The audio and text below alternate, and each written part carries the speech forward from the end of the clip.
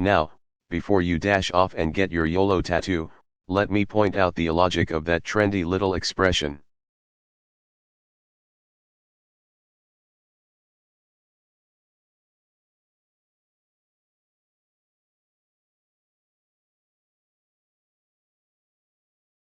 Because you can and should live not merely once, but every day of your life.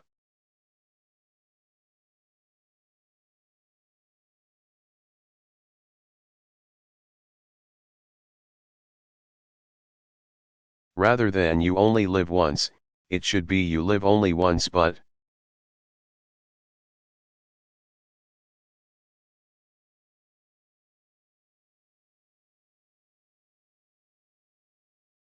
Because YLOO doesn't have the same ring, we shrug and decide it doesn't matter.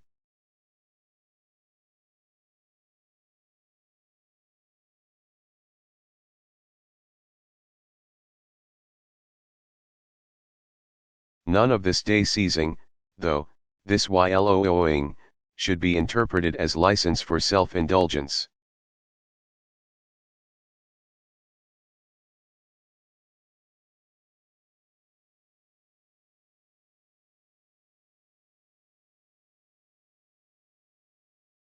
Like accolades ought to be, the fulfilled life is a consequence, a gratifying byproduct.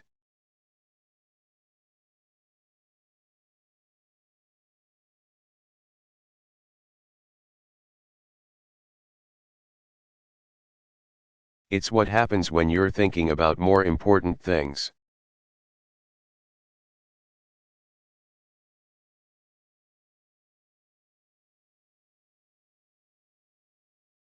Climb the mountain not to plant your flag, but to embrace the challenge, enjoy the air and behold the view.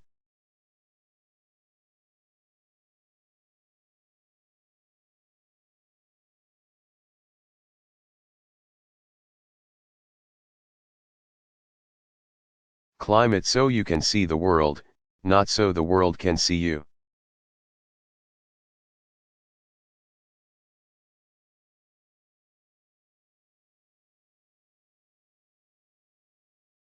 Go to Paris to be in Paris, not to cross it off your list and congratulate yourself for being worldly.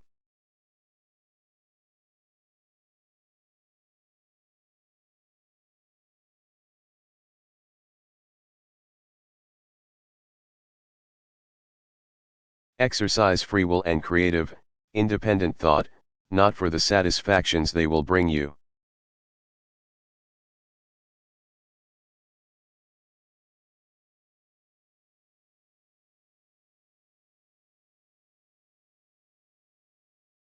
But for the good they will do others, the rest of the 6.8 billion and those who will follow them.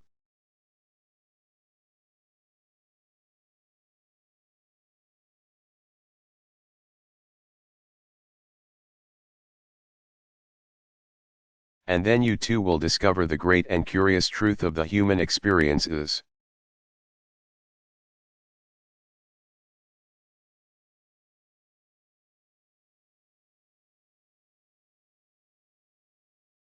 That selflessness is the best thing you can do for yourself, the sweetest joys of life.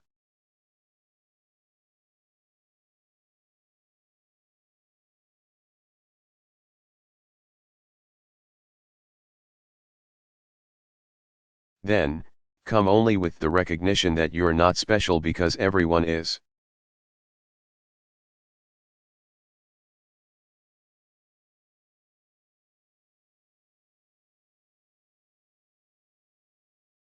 Congratulations.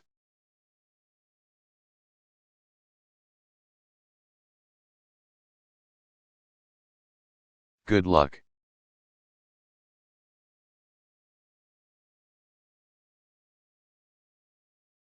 Make for yourselves, please, for your sake and for ours, extraordinary lives.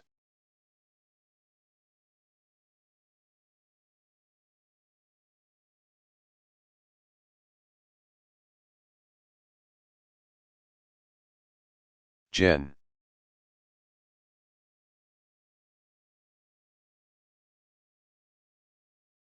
David Petraeus.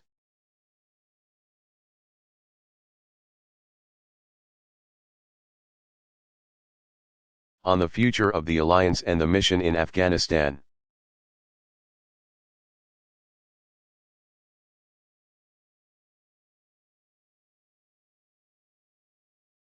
Delivered February 8, 2009, 45th Munich Security Conference.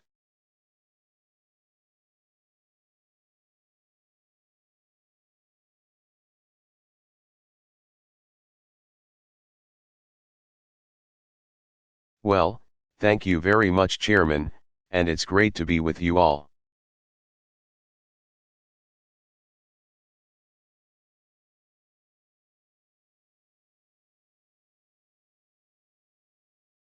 And actually, if I could start off by just applauding, as a soldier.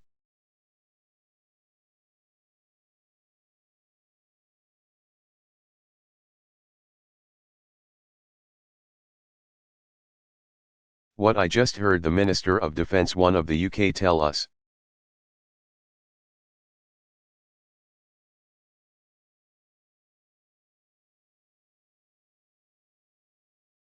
I thought that was a terrific message.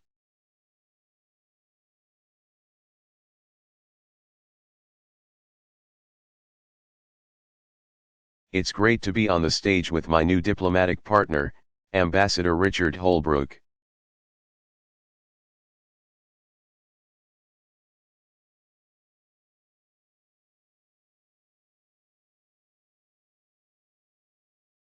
You know, it's every commander's dream to have as his ambassadorial.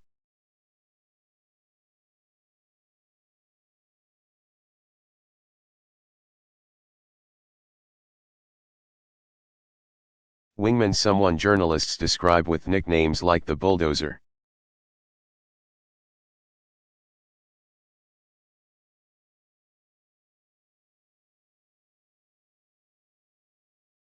In all seriousness, I want to publicly salute this gifted diplomat for taking on his new position.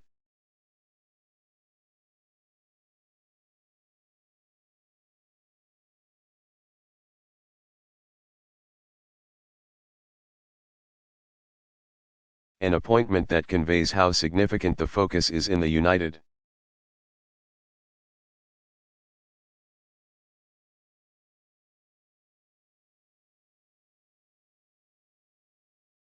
States on Afghanistan and Pakistan and the South and Central Asian regions more broadly.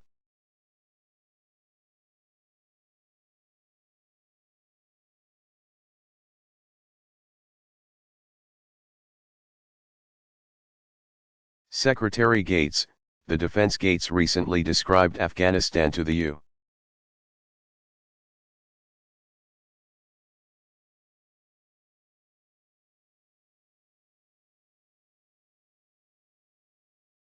S. Congress as posing our greatest military challenge right now.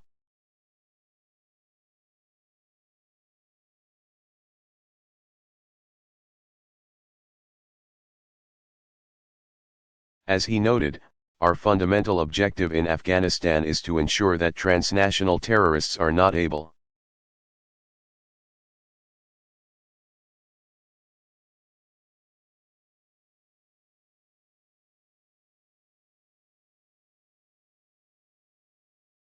to re-establish the sanctuaries they enjoyed prior to 9/11. It was to eliminate such sanctuaries that we took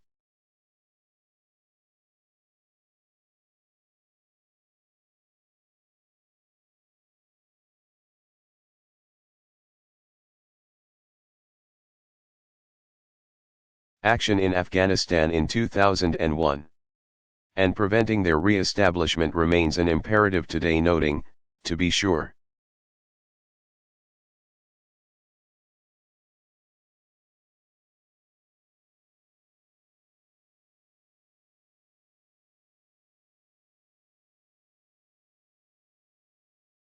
that achievement of that objective inevitably requires accomplishment of other interrelated tasks as well.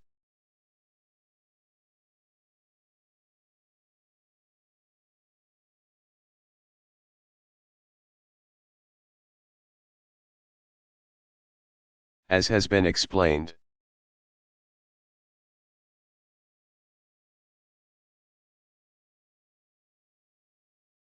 President Obama has directed a strategy review that will sharpen the clarity of these tasks.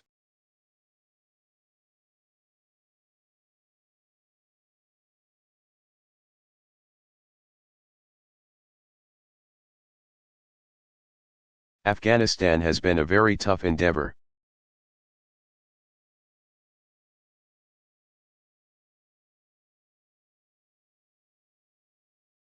Certainly, there have been important achievements there over the past 7 years as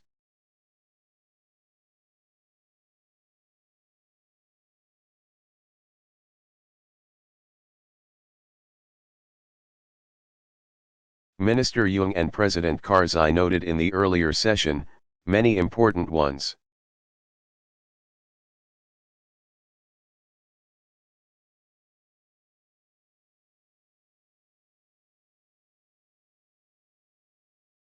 But in recent years the resurgence of the Taliban and Al-Qaeda has led to an increase in violence.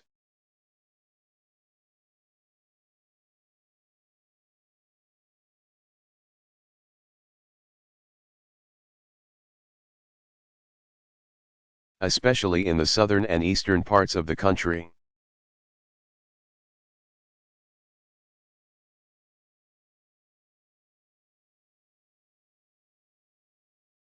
Numerous other challenges have emerged as well.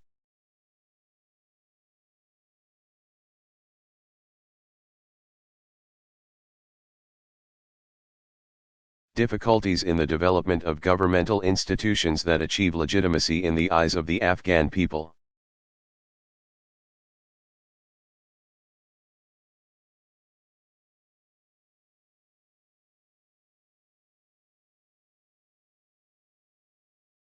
Corruption, expansion of poppy production and the illegal narcotics industry, although that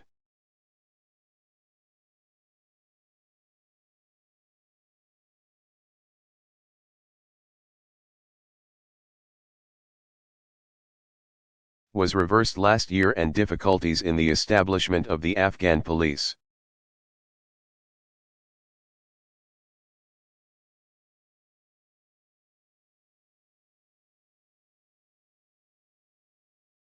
In fact, there has been nothing easy about Afghanistan.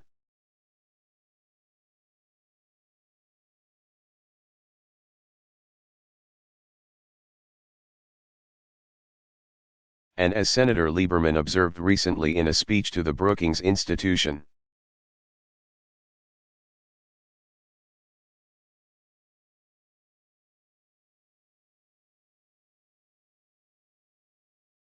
reversing Afghanistan's slide into insecurity will not come quickly, easily, or cheaply.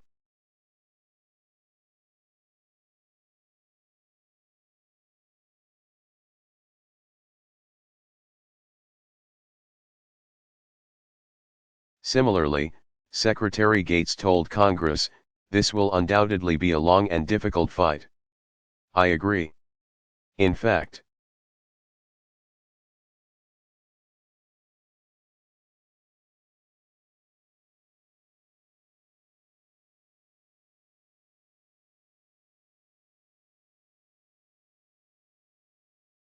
I think it's important to be clear-eyed about the challenges that lie ahead.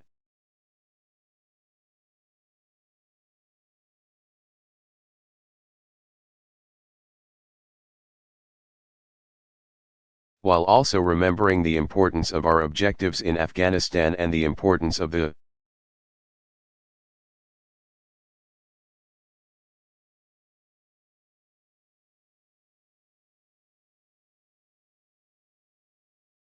opportunity that exists as we all intensify our efforts and work together to achieve those objectives.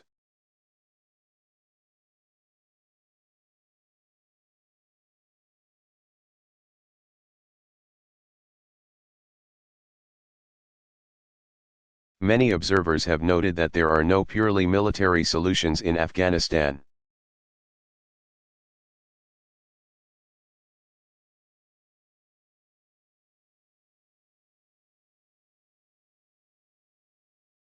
And that is correct. Nonetheless, military action, while not sufficient by itself, is absolutely necessary.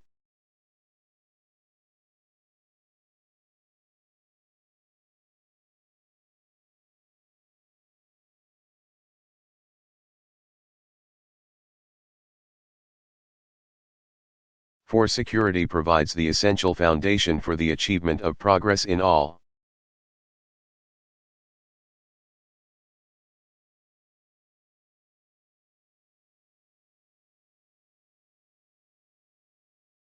The other so-called lines of operation recognizing, of course,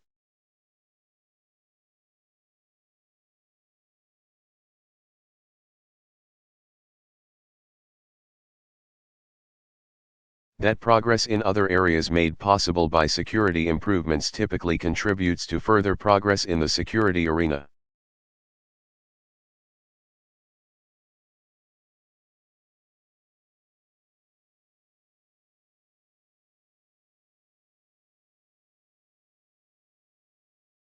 Creating an upward spiral in which improvements in one area reinforce progress in another.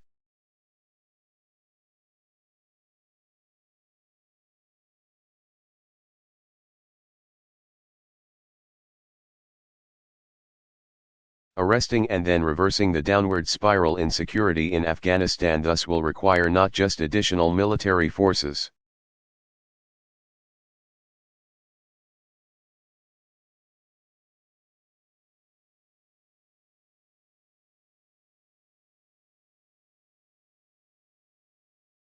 as we have been reminded again today, but also large civilian contributions.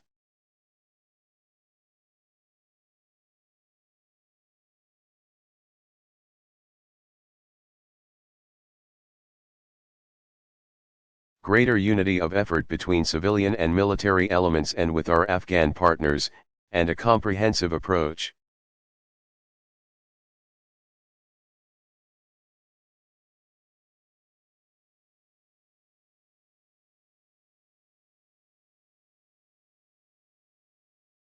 As well as sustained commitment and a strategy that addresses the situations in neighboring countries.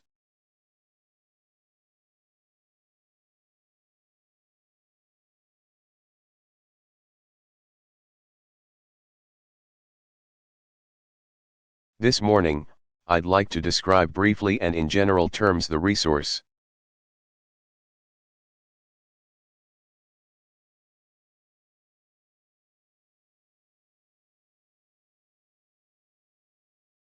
Requirements under discussion in Washington and various other national capitals.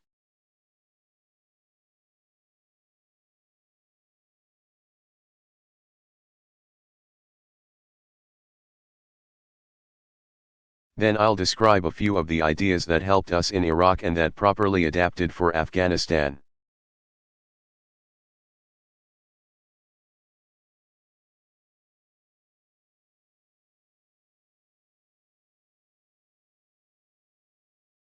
Can help General McKiernan and ISAF.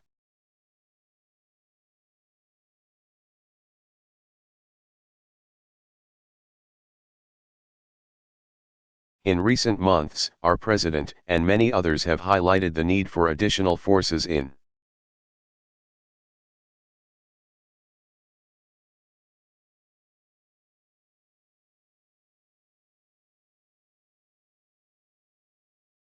Afghanistan to reverse the downward spiral in security, help Afghan forces provide security for the elections on August 20th.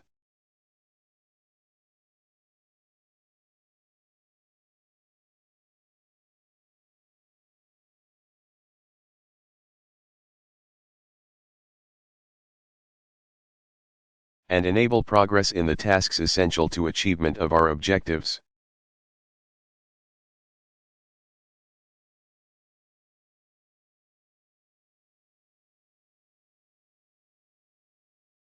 As has been announced in recent months, more U.S. forces are entering operations as part of ISAF in Afghanistan now.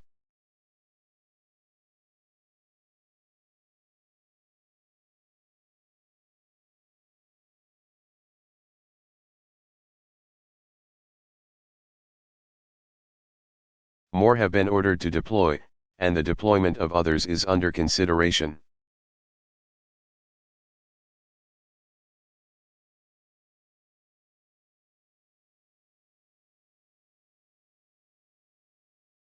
Beyond that, the number of Afghan soldiers to be trained and equipped has been increased.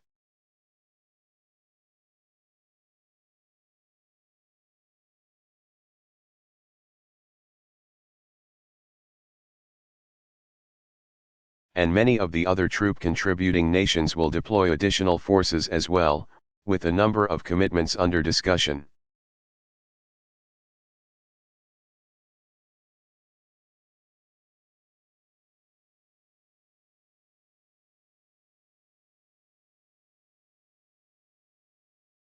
And I would be remiss, if I did not ask individual countries to examine very closely what forces and other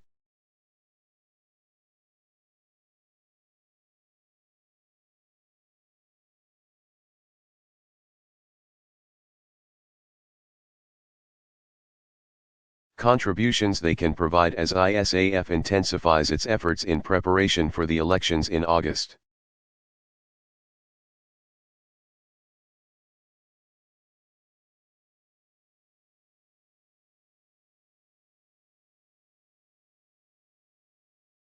It is, of course, not just additional combat forces that are required.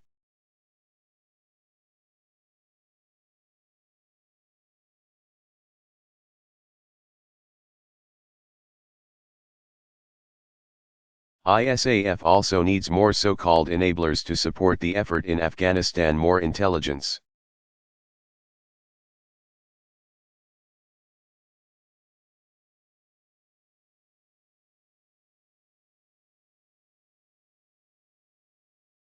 surveillance and reconnaissance platforms, more military police, engineers, and logistic elements.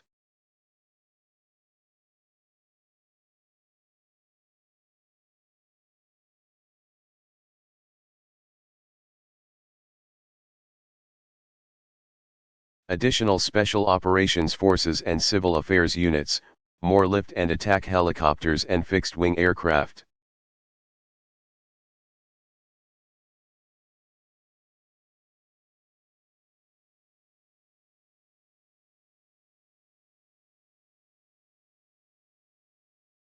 Additional air medevac assets, increases in information operations capabilities, and so on.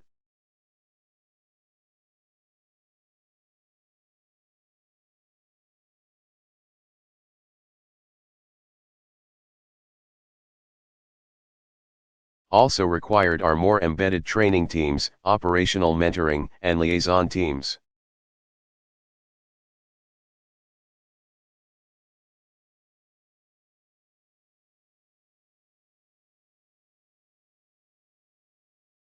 And police mentoring teams.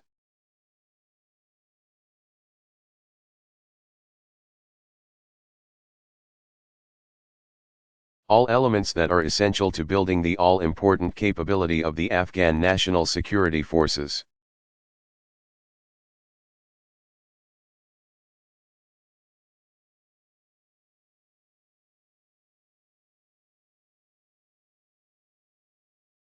And I applaud the German Defense Minister's announcement of additional police and army trainers this morning.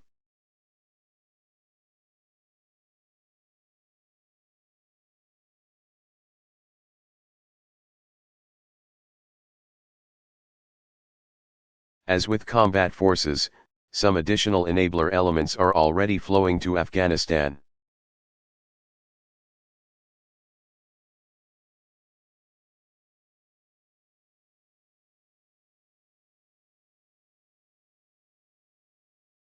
Commitments have been made to provide others, and others are under discussion.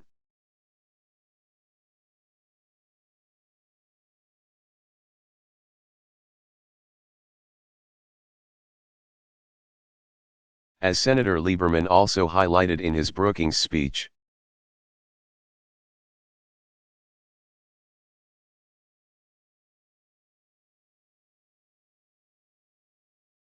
a surge in civilian capacity is needed to match the increase in military forces in order to field adequate numbers of provincial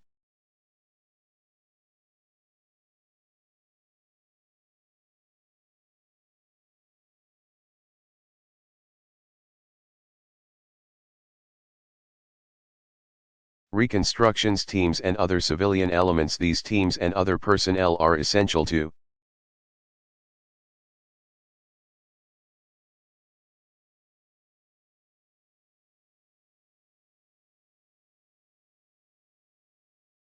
Help our Afghan partners expand their capabilities in key governmental areas.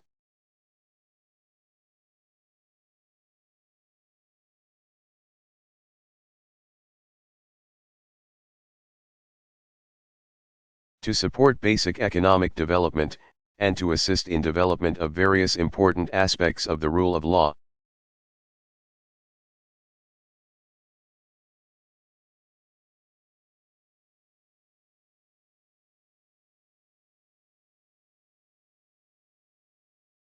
It is also essential, of course, that sufficient financial resources be provided for the effort in Afghanistan.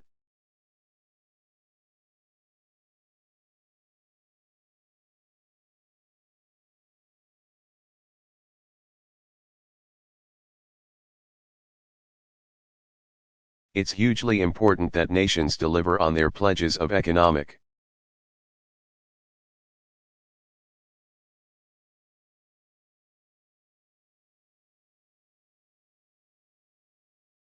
development assistance, that the Afghan National Army and Law and Order Trust funds be fully financed.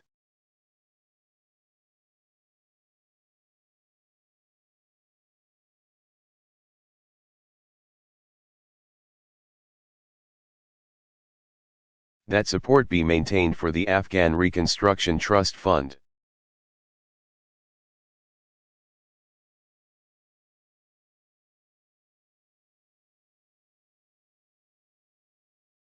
And that resources continue to be provided for the projects conducted by our military units and PRTs at local levels.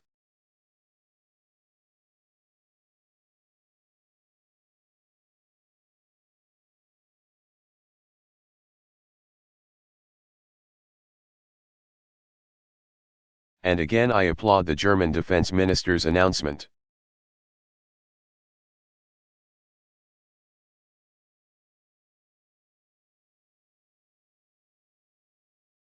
Of additional development aid this morning as well.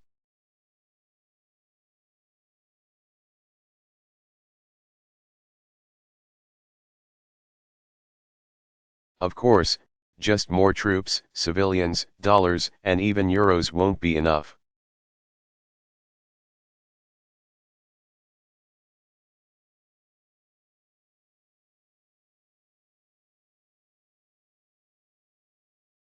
As students of history, we are keenly aware that Afghanistan has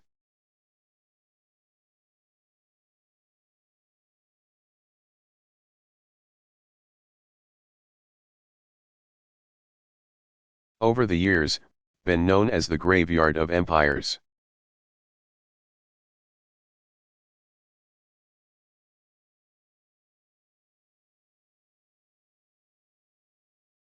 It is, after all, a country that has never taken kindly to outsiders bent on conquering.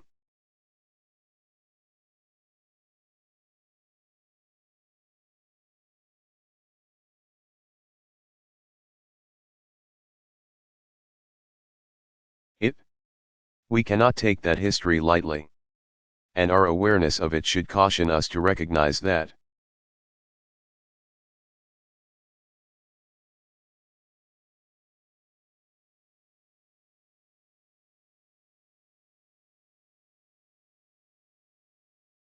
While additional forces are essential, their effectiveness will depend on how they are employed.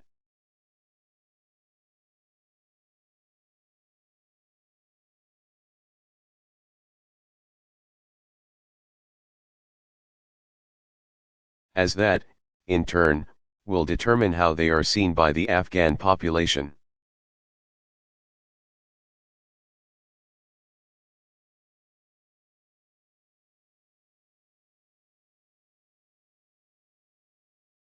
And what I'd like to discuss next, then,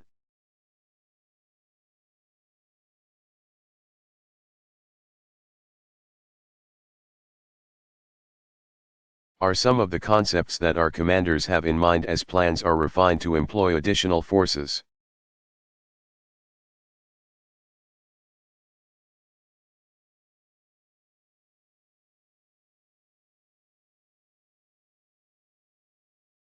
I base this on discussions with Jen McKiernan and others who have served in Afghanistan.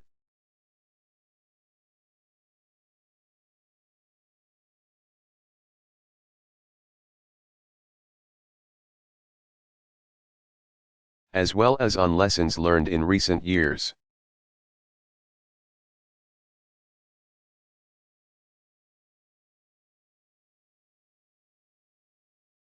I do so with awareness that a number of the elements on the ground are operating along the lines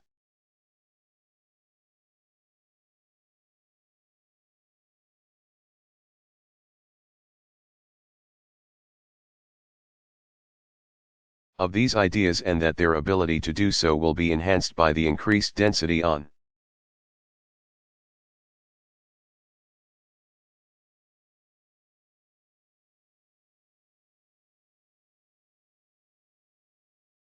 the ground of ISAF and Afghan forces as additional elements deployed to the most challenging areas.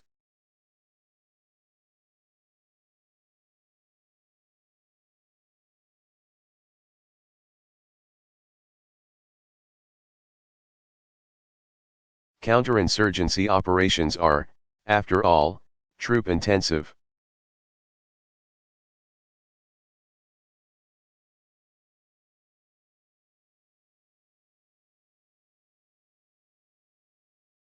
Finally, I want to underscore the fact that commanders on the ground will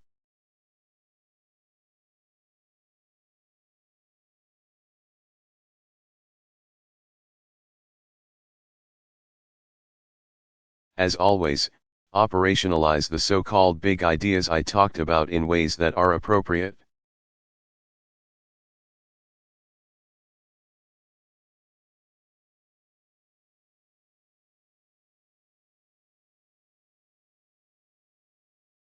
For their specific situations on the ground.